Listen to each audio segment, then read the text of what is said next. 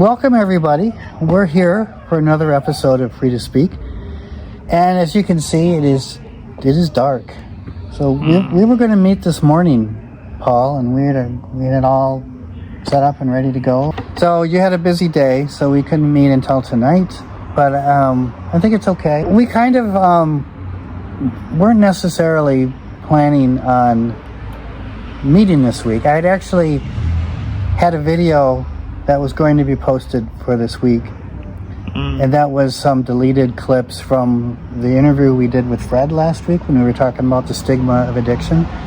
There was about 10 minutes of discussion that I didn't include because it seemed to deviate a little bit from the topic, and also it seemed to repeat some of what was already discussed. So I thought it would be better if it would just make up its own video. And so I'd put that together, and I pushed that video back to next week. So that video is still coming out. That will be out next week. But because of what happened in the U.S.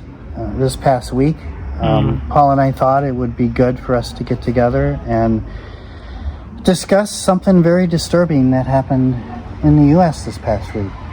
And that is the assassination of Charlie Kirk.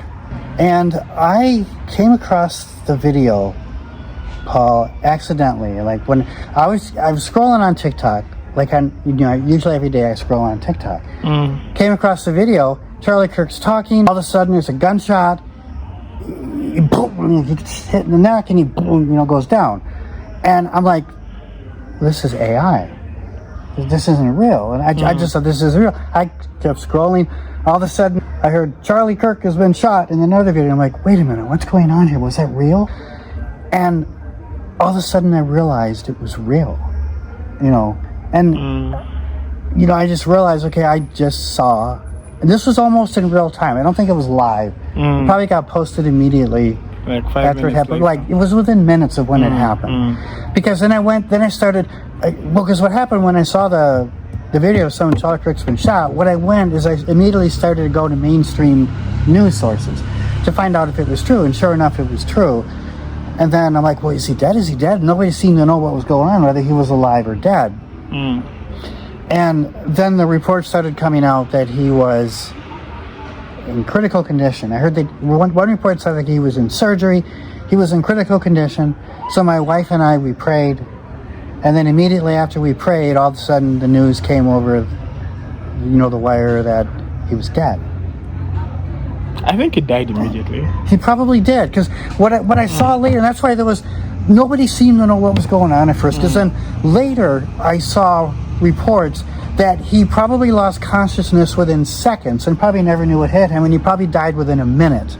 Exactly. But he wasn't pronounced dead. So they were probably making efforts to try to save him, to see if they could save him, but then he was pronounced dead. But I don't know what was going on, because there were so many contradictory reports that were going on at the time, and nobody really seemed to know what was going on. But I don't know. That's the American way of looking at it. Yeah, you tell me what your perspective. What do you see? I remember I was just scrolling on my WhatsApp status, and I guess someone posted Charlie Kirk is dead. So usually when I want real news or real unfiltered news, I guess go to Twitter, or what we call X lately. So I went to X and I just typed in Charlie Kirk, and the first thing, I always look for the videos. I don't fear them, so I'm like, I just look for the videos, and there it was. And the moment I saw the video, I just believed it. I just knew this is real. Yeah. Because there were people all over the place. I know you talked about AI, and we had a discussion on AI sometime recently, but to me it looks so real. Yeah, it did to me too, but I couldn't. Cognitive dissonance, is that the word? Yeah, cognitive you just can't get your mind around something. Like, for example, the 9/11 terrorist attacks. When the buildings came down, I sat in front of the TV and watched the building fall for an hour straight, because they kept showing it over and over and over. But I kept thinking there was smoke rising up, and the building was still there, and it was just behind all this smoke.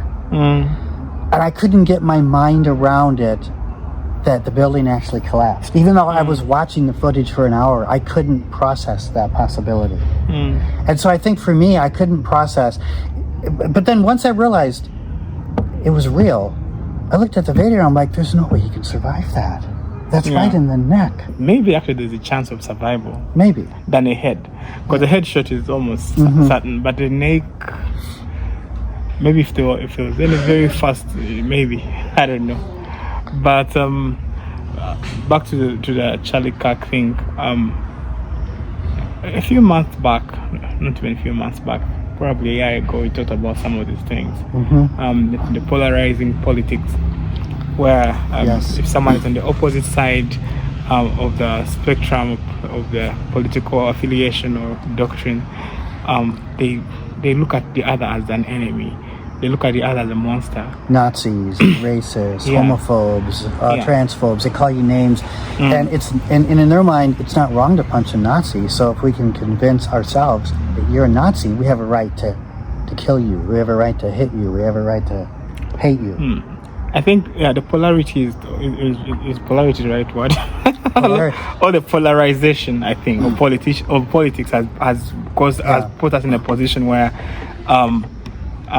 this kind of things are going to be quite happening a lot. And I've been watching Charlie Kirk's videos mostly on TikTok. I just like how they're just so much funny for me. Sometimes I don't believe the things he says. I don't side with him, but other times I'm a bit open-minded. Sometimes I don't support the things he says. Sometimes I support the things he says.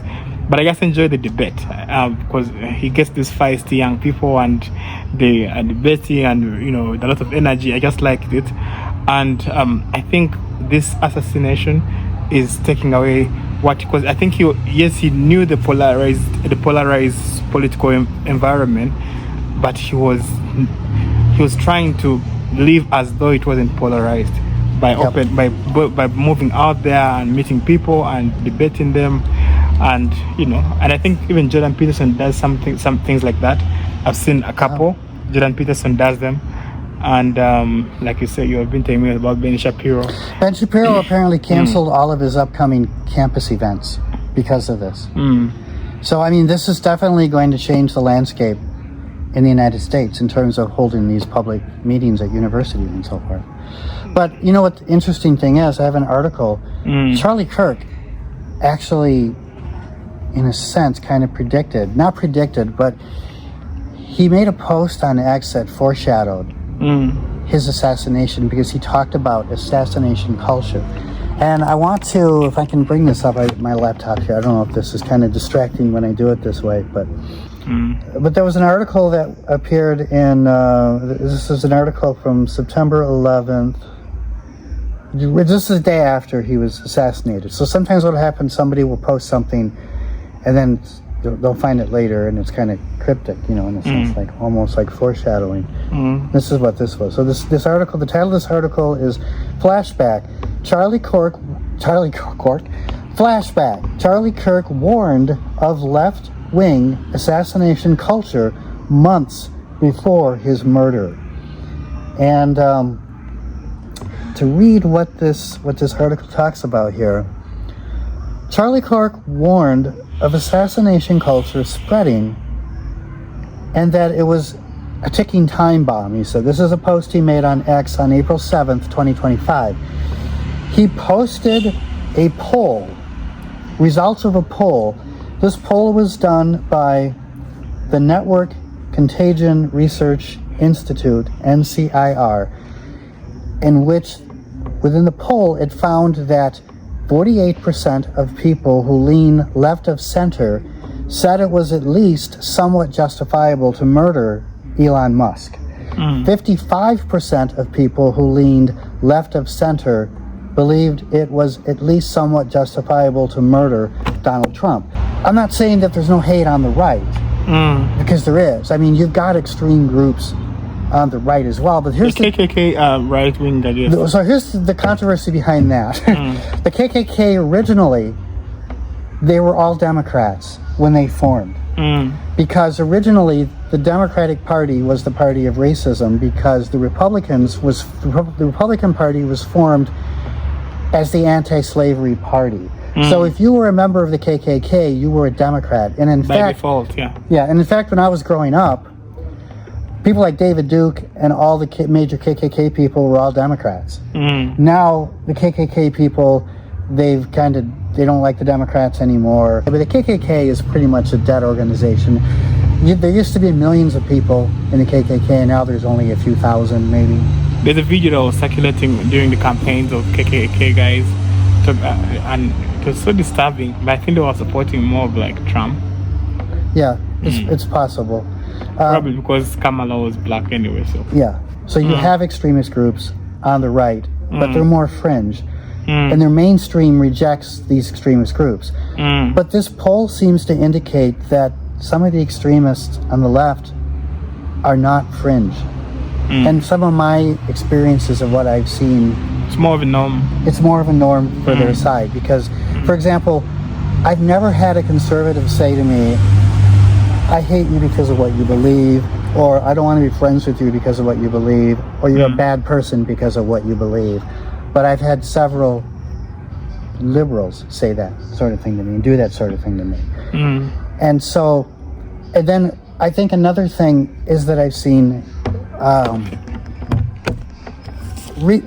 just over the last few days is this celebration of Charlie Kirk's death that are primarily coming from, well, people, obviously people on the left. They're celebrating Charlie Kirk's death. And I've seen literally dozens of videos of this. They're dancing, they're singing.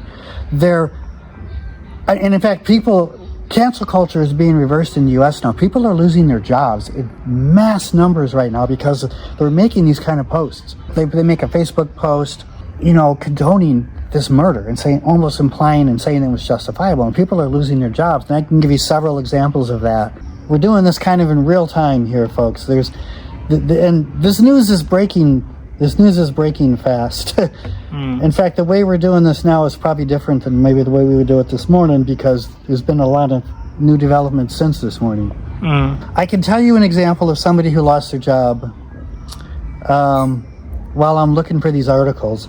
Something that happened near to where I'm from in Michigan. I'm from Kalamazoo, Michigan, and Portage is a suburb of Kalamazoo. There's a city called Portage, which is just a couple miles south of where I live. So there was an individual that walked into Office Depot and asked for, he was representing a prayer vigil group related to Charlie Kirk. The employee refused to print it, saying that we don't print propaganda here. And he explained, well, it's not propaganda, we're doing this for a prayer vigil. And she said, same thing. Well, there was backlash because then the word got around. People were threatening to boycott Office Depot, which is a national chain, and then immediately the company took action and the employee was fired. So was it a knee-jerk or it's policy? It's policy. So yeah, she violated policy. So yeah, they were responding to policy because they can't do that. Okay.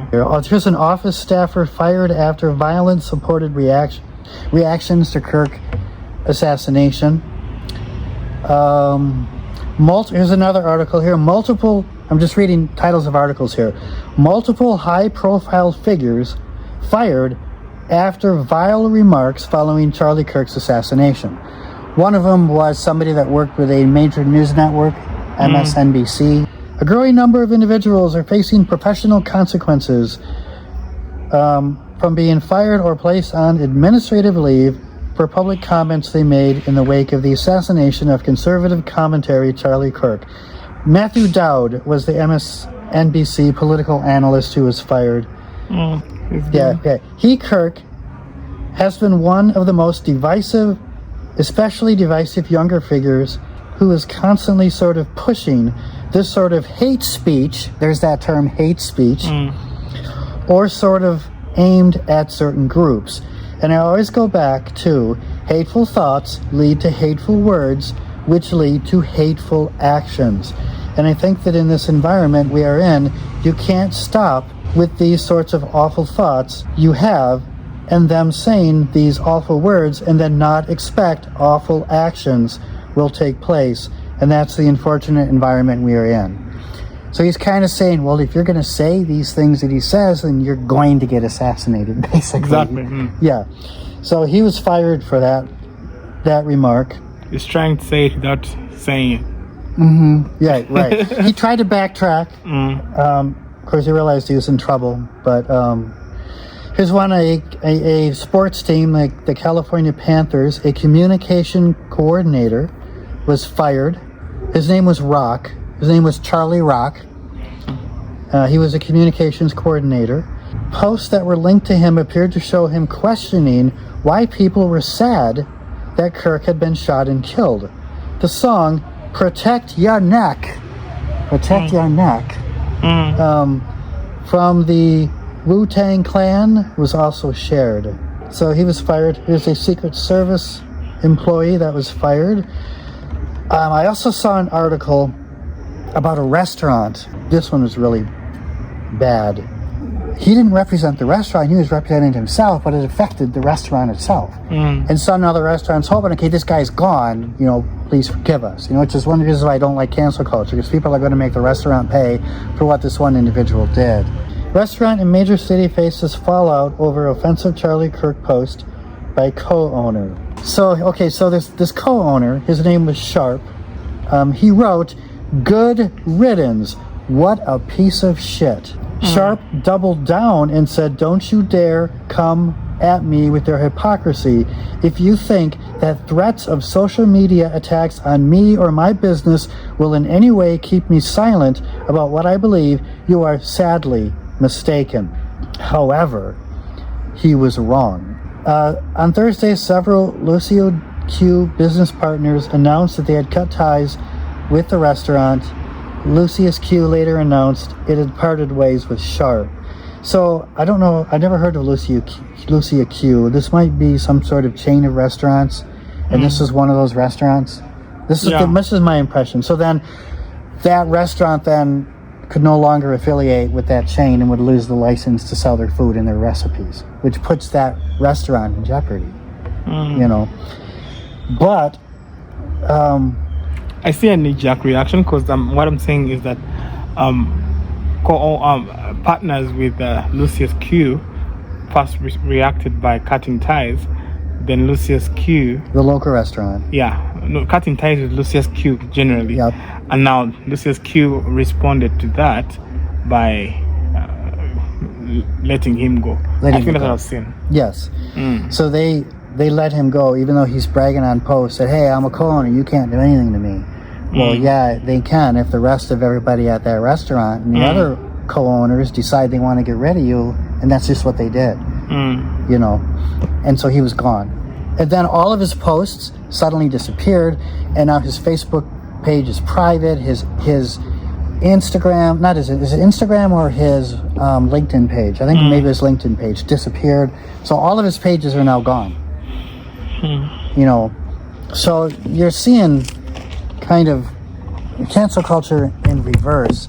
We were talking about this before the video started. There was also a Minnesota lawmaker, a Democrat, that was murdered. Melissa Hortman was assassinated. So here's another assassination. This is a Minnesota state representative, and she was a Democrat. And I believe that her husband was also killed. Yeah, she was killed alongside of her. She was killed alongside of her husband. Now the killer, the assassin, they say there was a possible motivation of abortion. Someone who is pro-life is killing somebody, yes. That makes sense. Right. So I'm looking at, I'm just kind of scrolling through this. Here's motive. Okay. While you look through, I feel like if someone who is pro-life is killing someone to protect the pro-life movement, then it's just trying to show you how polarized the political environment has been, in that if someone doesn't support what I like, they are bad people, they need to be eliminated. Right. That's the whole thing. If you see somebody, because like you hear this talk like, if I could go back in time, I'd kill baby Hitler, Yeah, exactly. Well, okay. No, you're not, because you can't kill a baby. Come on. I know, right? But there's a comedian that has a joke. I don't know if you've seen this. I should send you this video. But he says, if you ever can go back in time, if it's ever possible to go back in time and kill baby Hitler, we should send a radical feminist because you know she'll kill a baby.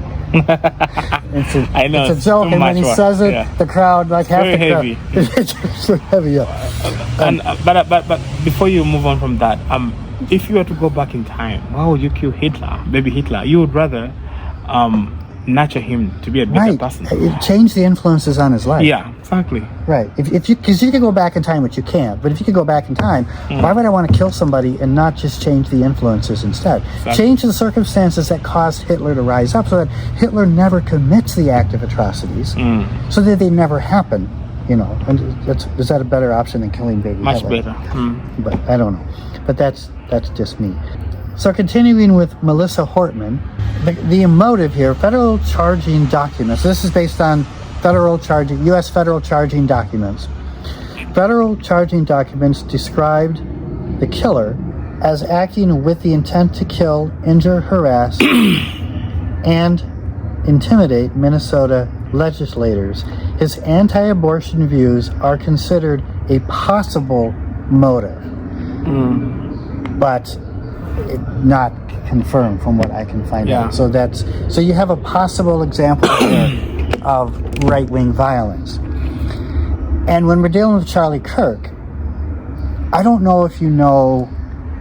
So like right now, there's all kinds of things. The mainstream media sources in the U.S. are not saying much about motivations, because there's a lot of possibilities about what's going around.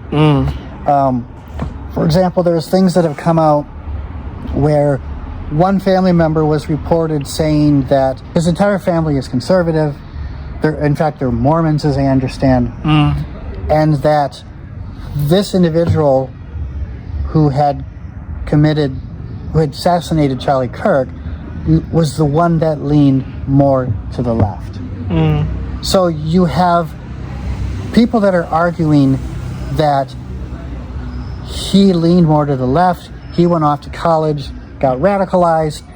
There's people saying that he possibly had some leanings towards Antifa, which of course is a left-wing domestic terrorist organization in the U.S., because he had anti-fascist kind of writings in the things that they found, and that were more associated with things like Antifa. Tyler Robinson, he's Suspect. he's a suspect, but he's been arrested, and they say that they're almost certain he's the right one. And in fact, his family turned him in. So his family turned him in. And I know our friend, a nerd who watches this regularly, hates it when we talk about right and left. And I understand his point, because in some ways the right and the left are the same. You know, for example, the right and the left always seem to support war in the U.S. And so I understand. So, but we still, because this sort of thing is often defined in terms of the right and the left in the U.S., we have to talk about it in those terms. And also, there are real clear differences between the right and the left. And we talked about one in particular, that the left tends to have a greater tendency to support assassination culture. And we have to talk about that. And I'm not saying that the right doesn't have its own problems, but we still have to talk about the fact that those elements are there. So we have to talk about the right and the left. Charlie Kirk, whatever his belief system was, is not an isolated case. There are many people who believe the things that he was saying. True. Killing him is just like telling them to shut up. Right. It's like getting glue and gluing on their lips, like you're not allowed to speak. Right. So clearly, it's a sign of denial of freedom of speech to people who are like-minded as Charlie Kirk. Right. And when you keep people silent and they can't say what they want, you don't know what you're calling for. Right. You know, you don't know how they'll respond, and you know, while it's bleak, it looks terrible. The future looks. It looks very bleak, because I've seen news articles that conservative students on university campuses are afraid because they're seeing their fellow students who are liberals mocking the death of Charlie Kirk, and these students are afraid. The conservative students are afraid. Yeah. I mean, we've already talked about Ben Shapiro canceled all of his campus visits because of this. So I mean, he doesn't want to be next. No one wants to be No one next. wants to be next. I don't want to be next. Yeah. I mean, I'm in Uganda. I feel like I'm pretty safe here. But I mean, if we get too big, I'm like, am I going to be, if I'm in the U.S., is somebody going to pop me because they don't like what I'm saying? Day one. Well, I'm not big enough. I'm not significant or big enough. But if we get big enough, and we're a small channel, 65 people, no one's going to pop me because I'm just not going to make any type of statement. But it is well. Yeah, but if we get big enough, you never know what can happen. Charlie Kirk, what was the thing about Charlie Kirk that made him interesting is how big he was. So he would go to these campuses and draw, thousands of people? I think from my visual estimation, there are over 2,000 people where it was. It was quite a crowd.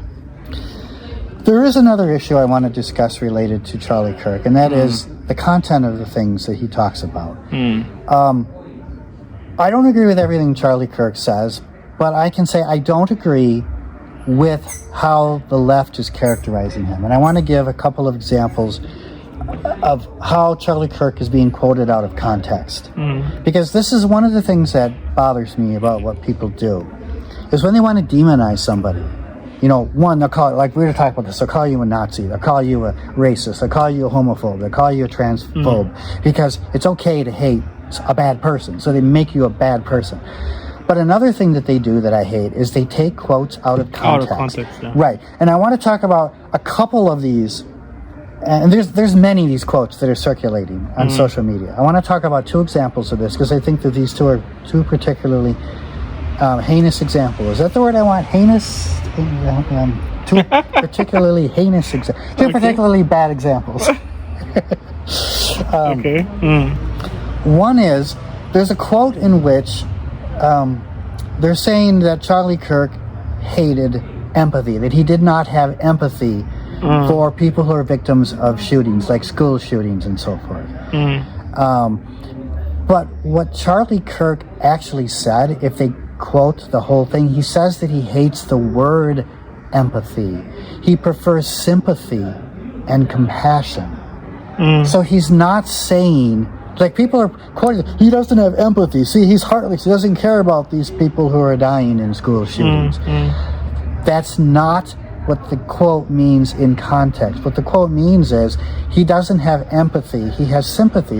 And I understand this, because in order to have empathy, you have to enter into that suffering. But how can you even begin to enter into that? He has sympathy and he has compassion. So they're twisting it to make him look like a bad guy worthy of death. The second thing is there's another quote circulating in which Charlie apparently said that blacks were better off when they were slaves, or 100 years ago when they were in the heights of when American society was at its height in its racism and so forth. That blacks were better off. If you actually look and watch the whole video of what Charlie Kirk says, what Charlie Kirk actually says is 100 years ago, blacks were actually successful economically, but of course you had a segregated society. You had, for example, in Tulsa, you had Black Wall Street, but of course you had those riots in Tulsa in which, the Black Wall Street was burned down and many blacks were murdered. So it was a horrible time. But financially, blacks are better off than they are now. And so he asked the question, why is that? And is it because of racism that blacks are struggling financially today, and that they're struggling with many of the problems that they're facing in America today, like crime and so forth? And what Charlie Kirk said, but Charlie Kirk says it doesn't seem to be racism, because racism was much, much worse 100 years ago, and blacks were better off 100 years ago. So why? And he says he believes it's because of the single motherhood epidemic in black families. That black fathers are impregnating women and then leaving, and then these kids are growing up without a father figure, and then they're more likely to embrace crime, for example. So he is not saying So they're quoting him out of context, saying, implying, cherry picking. right? Yeah, cherry picking, implying that he's saying we should go back to what it was 100 years ago when blacks were better off. When that is not what he's saying at all. He's saying that 100 years ago, when racism was far worse in this country, blacks were better off. So why? So is the reason why there's so much crime and why blacks are struggling so much financially, is the real reason racism, or is there other reasons, like, for example, kids growing up without fathers? That's all he's saying. There is a quote I want you to help me check out. Okay. He said something. I saw it in a WhatsApp group of some quote unquote elite people that I have some company with, but he said a quote is that he said, a little gun deaths a year, something like that, are unnecessary, something like that. You've heard of that quote? Yes, I'm trying to see if I can get the context of this. So okay, I'm not a big fan of guns, and I don't necessarily want to defend gun culture, but in the U.S. we have something called the Second Amendment, in which you have a right to bear arms, and that's a part of American culture and the American way of life. And many people in the United States, whether conservatives or liberals, have guns and support the Second Amendment. It's part of American culture.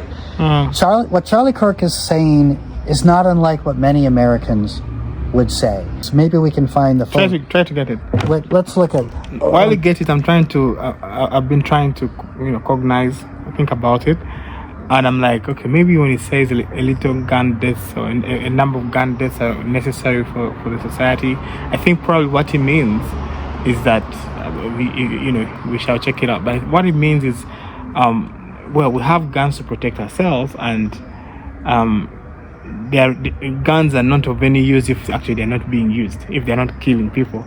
But which people? Let's say if I'm killing in self-defense, someone is breaking into my house and they're going to hurt my children, then those are the gun deaths that are relevant.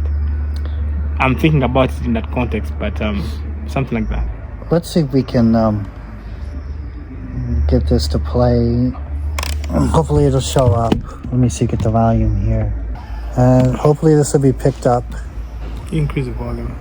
Yeah, I put the volume up pretty fast. So we need to be very clear that you're not going to get gun deaths to zero. It will not happen. Right. You can significantly reduce them through having more fathers in the home, yes, by having more armed guards in front of schools.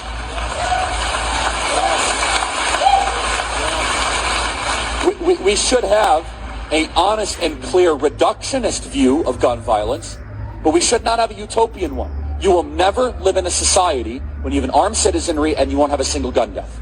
That is nonsense. It's drivel. But I think it's worth it. I think it's worth to have a cost of, unfortunately, some gun deaths every single year, so that we can have the Second Amendment to protect our other God-given rights. That is a prudent deal. I feel like his point is what I had said prior to you playing the video, the clip. We have some gun deaths are necessary, but who? If someone is attacking my family, I have to protect them. If someone is attacking our, right, we have to protect our, and we can kill such kind of people. I think that's the whole relevance of having right guns. So I guess it's the kind of thing where if an intruder breaks into your home and you don't have a gun and they have a weapon, they'll take you out. Whereas in the US, that's, and the thing is, this is actually kind of dangerous because you have to be careful, because I remember one time without thinking, I went over to somebody's house, walked over to somebody's house like at midnight because the person had left their phone, and I walked over to give it back to them thinking I'm doing a good thing. And I ended up freaking them out because who's outside? And if they had been a gun family, which they weren't, I could have been shot because people are shot for things like that. So, but if you're going to break into a house, and you break into the house, you're not going to, and they have guns, you're not going to be able to harm the people in that family because you're going to be the one that's going to be harmed. So it's protection. And I know people, people that I know, friends that I know, family that I know, and that's what they say. And they want the guns to protect their families. There's a time in my current residence, I had I had someone at my door, so I came closer. And I started to watch through the window, and I see this guy and putting on a mask and was trying to pick my door, and I was so terrified. But so if I had a gun, I would feel safer because I would just, Right. But I know what you're also saying. I didn't have anything, so I just banged the door. I hit on the door, then he got scared and ran away. Yeah. But then my neighbor is a policeman and he has a gun. So for him, he said, if it was my door, I would just shoot him. So you find that he has an advantage that he can take care of himself much better than I. Because me, the moment the person started picking my door, my lock, I just started freaking out. Yeah, what are you going to do? And so for the next 2 weeks, I could not sleep because the anxiety was very high. I was so scared. Like, what if they come back? What if they come back? So I feel like, there's some justification actually for guns because people don't just come at you when you have a gun. Right. Even in Uganda, we have people who have guns. Actually, in Uganda, there isn't necessarily against guns among citizens or civilians 100%. We have civilians who have guns. But usually you have to get a permit, and it's a long story. It's harder. It's usually for the higher end people who have. But in a locality, usually people know whose house has a gun. Right. And that person's house is usually very safe. They never have any thug coming in because they know Paul has a gun. They will never come to that house. So, but then the neighbors, they always get robbed. They always get But the one with the gun is safe. But the disadvantage is that when you have a gun, the day someone decides to come at you, they'll come fully loaded. Yeah.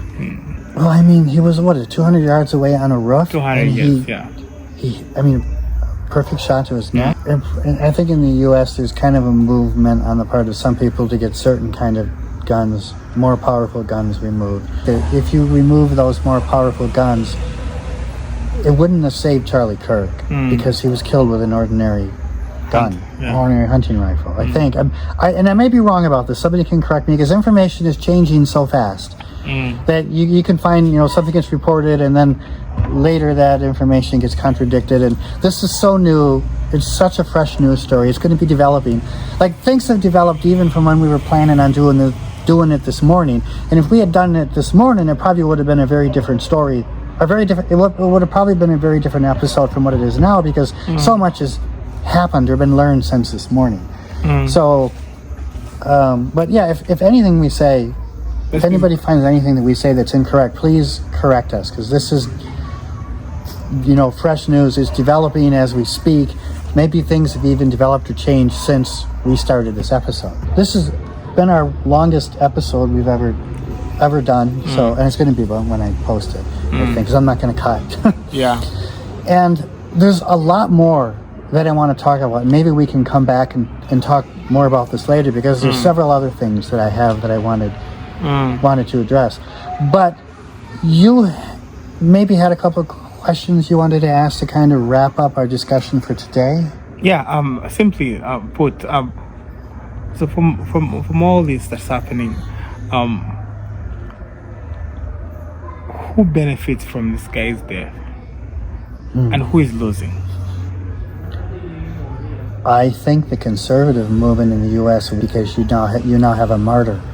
I mean, and the thing is, I've heard people say, people on the left will want to say, well, I'm afraid the conservatives are going to make Charlie Kirk into a martyr. But the problem is Charlie Kirk, by definition, is now a political martyr. By definition. The fact that he was assassinated makes him automatically a political martyr. So there's nothing that's going to avoid that. And I think that the conservatives now are probably going to benefit the most because they're getting sympathy.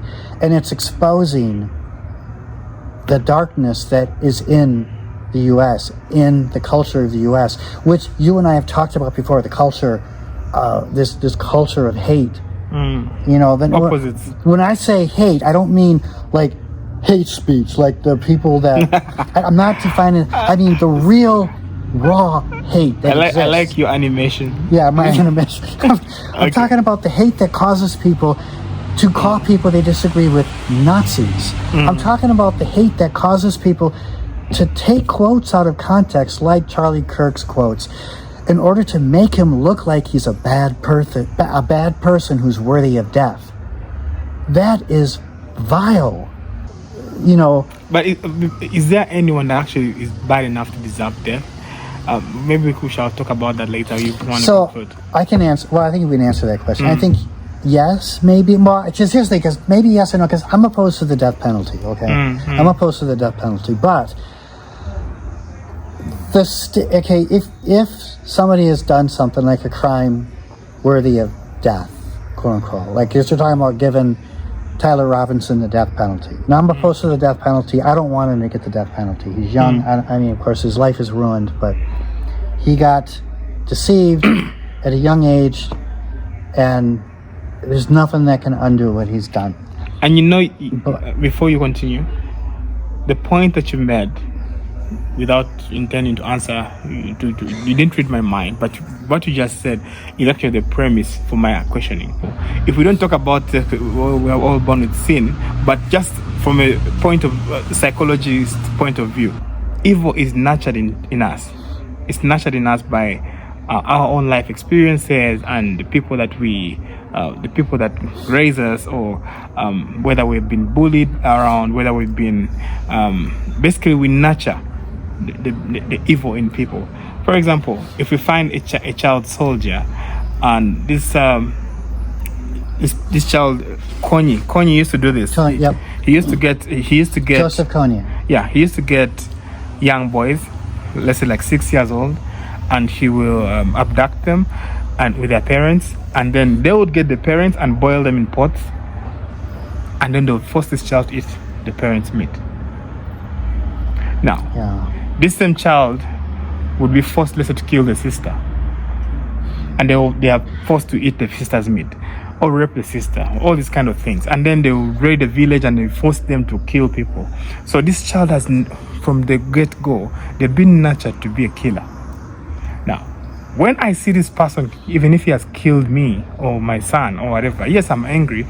Yes, I need some sort of retribution, but from the logic as a psychologist, this person to me is actually not necessarily, he is guilty by law, but by conscience I don't think he's guilty.